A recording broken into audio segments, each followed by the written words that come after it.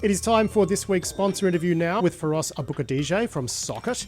Socket is a software supply chain security company which can basically flag bad packages that you might be bringing into your projects. So someone's hijacked a package and put a bunch of malware in there, it'll let you know.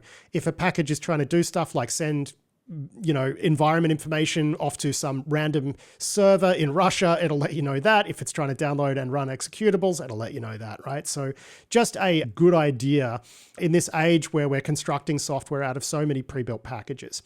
But Feross has made a good point, and he's here to make the case that we need to start tracking bad packages the same way that we track CVEs, and that there needs to be some sort of central repository for this information. So here's Feross and Aboukhadijeh to make that case. We're detecting about 100 supply chain attacks per week in NPM, Ruby Gems, Maven, and some of the other popular ecosystems. And the big problem is that when we find these threats, our options are very limited. We can obviously protect our customers. We can give them that data. We can, we have a lot of ways to do that, and we have a lot of folks already using that. But to protect the broader community, our options are contact the registry and let them know that this package is malicious. We get various levels of responsiveness from the different registries. We see that a lot of these are volunteer run, right? Like PyPy is volunteer run, for instance. And so they're under a lot of load, the folks maintaining these registries. And so there's usually a pretty long period where these packages remain live before they're taken down, if at all. I mean, we're tracking some stuff that's been up for years and is still not taken down and just got lost in the mess. And then the problem is, like, once it is taken down, there's no way for a company to figure out whether or not they ever installed that package in the past. You don't get a CVE issued. NVD and that whole system they very rarely issue a CVE for one of these types of findings. They just consider it out of scope. Not to mention the other problems they have around, just the backlog and inability to do what their current purpose is today, right? So it's not a good situation, right? So then the only way for people to find out whether they might have installed one of these packages is to come to a vendor like us, and we can help them look through their Artifactory or whatever they might be using internally to mirror packages and to see if they're, in some cases still mirroring packages that have already been removed for being malicious in the public registry, but it's still being served to developers inside the company, for instance. So yeah, it's a huge problem. But do you currently publish this information to your website though, right? Like stuff that you find not just for customers, but I guess what you're arguing is it shouldn't just be up to a private vendor to catalog this stuff. I think so, yeah. It feels like this data feels like it's analogous to what the National Vulnerability Database does, right? The NVD's cataloging vulnerabilities, and we need something analogous for malicious packages. If they don't want to do it, someone needs to do it. We put them on our website today for folks to access, and we're not today publishing them in like a consumable format, but folks go and search for a package, they can get all the information that we have. Yeah, so you're not like publishing standardized data like some sort of XML feed that people can ingest and then, throw around. I guess that makes sense because that's kind of valuable IP at that point, right? That's right, especially because of the time delay, right? I mean, we find stuff within a second or two of it being published, since we're replicating the feed in real time, and we have basically every package and every new version of every package. And so that, that is kind of part of the value add of what we can do for folks is give them that, coverage while they're waiting for the takedown to happen. But we do take it down, right? We do want to make sure that the community is protected and they don't have that we're sharing our information with the registries right away when we find stuff. It's just that they're the ones who are taking time to actually get it removed. Yeah, I mean, I think it's probably worth pointing out at this point that NVD is having trouble. Like you alluded to that earlier. They're having trouble even doing their current workload.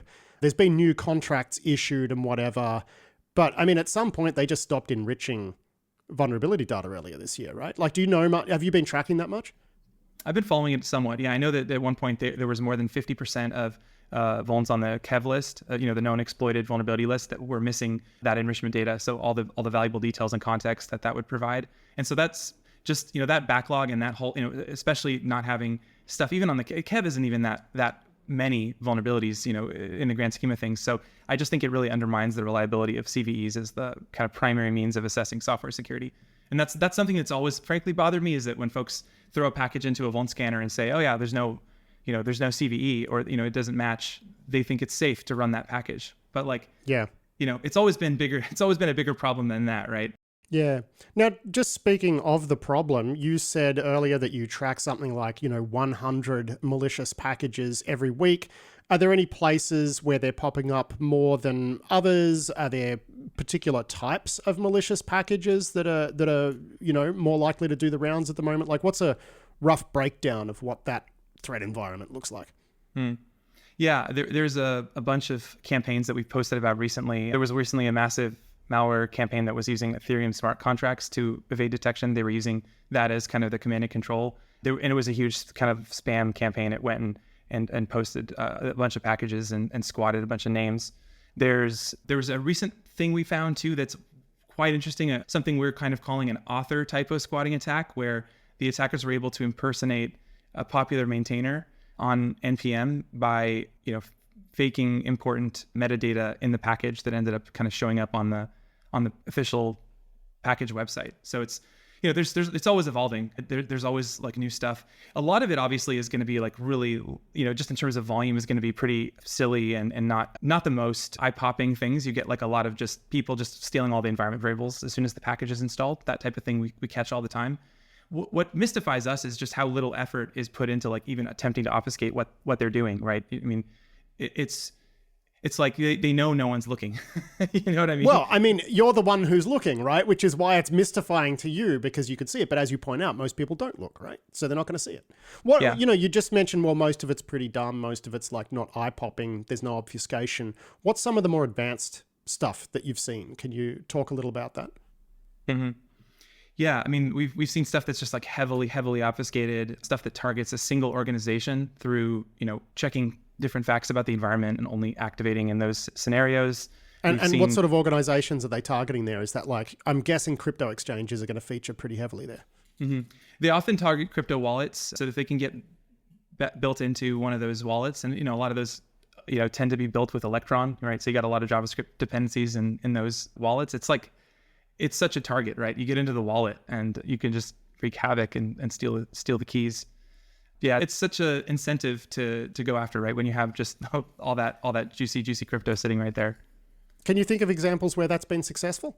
Yeah, for sure. There was an incident not too long ago in a package called, let's see, which story do I want to tell? Because there's actually been multiple of these. My favorite one, this is the one that actually caused me to start the company, to be honest with you, right? So there was a package called Events Stream. It got about 6 million weekly downloads, a very popular package made by a maintainer who is very prolific. He has published over 500 packages, one of these mega maintainers. Some of the packages not very well maintained, as you can imagine, one person trying to manage that many projects. But one of his projects was very widely depended upon by the ecosystem. It was used in a lot of almost all of the dependency trees of a lot of Node.js users. And so someone approached him and said, hey, you're not really maintaining this package. There hasn't been an update in 2 years. Could I have commit rights to be able to help maintain this because we use it at my company? And this maintainer was like, yeah, sure, of course, like whatever. I'm not even using this anymore. I've already moved on and made a replacement for this library that I like better. So he gave the access to the person and even removed himself and fully was like, I'm done. You have the package. And that person proceeded to make good publishes for about a month. And then they took the permission they had and used that to put obfuscated backdoor into the package. This is sounding familiar. This is something that happened this year with XE, the XE utils compromise. It's almost the exact same pattern. This happened back in 2017. So you can see how little we've improved as a security community when it comes to these things. The best part of all is the way that the backdoor triggered is it looked at the context in which it was executing, and if it was running inside the particular Electron app, it would decrypt the code successfully and then execute it. Otherwise, the decryption would fail. But the way the community caught it was it's going to sound a lot like what happened with XC. You got a nerdy programmer just kind of looking at things. So what happened was the Node.js runtime deprecated a function used by the attacker in their attack code, and it broke. No, it didn't break. Just a warning was printed, but it happened. The deprecation happened a couple days after the backdoor was added. And so they didn't know that this deprecation was going to happen. And so folks that were running the bleeding edge version of the Node runtime were getting this deprecation warning and traced it back to this chunk of obfuscated code. And we're like, what the heck is this? It looks super out of place, right? Yeah. Doesn't that sound so similar to XZ? Like, you got this total accidental discovery. It makes you realize, like, if we keep finding these things accidentally so often, how much more work is there to do as an industry to improve this? Now, I just want to go back to the idea of, an NVD-like body doing some tracking here. As much as we do this for CVEs, we've never really done it for malware, right? We've never really had one central repository for malware signatures, hashes, whatever. So, aren't these supply chain infiltrations a little bit more akin to malware than to CVEs? I guess it's complicated, isn't it? Because you are talking about a building block of software, and that's often what CVEs are used to, you want to track those issues as you're importing stuff into your code. So it seems like this sort of straddles the line a bit between being, more like a CVE or more like a malware SIG. Yeah, it's certainly not a vulnerability that we're talking about here. It is different. But the thing about the CVE system is it's actually one area that we've actually done pretty well as an industry. We've widely deployed CVE scanners, and CVE scanners are oftentimes they're in the compliance requirements and things that we have to cover as security practitioners. So given that we have this system and given that it's already widely deployed, it might be the case that we should just use it for more things, because everyone's already hooked in some way to this system. So that's the argument for using it for more than just vulnerabilities. Yeah, I think it's a pretty good one. All right, Feross, Aboukhadijeh, thank you so much for joining us this week to talk through all things software supply chain security. A pleasure to chat to you as always. Cool. Yeah, thanks, Pat. That was Feross Aboukhadijeh there from Socket, and you can find them at socket.dev. And that is it for this week's show. I do hope you enjoyed it. I'll be back soon with more risky business for you all. But until then, I've been Patrick Gray. Thanks for listening.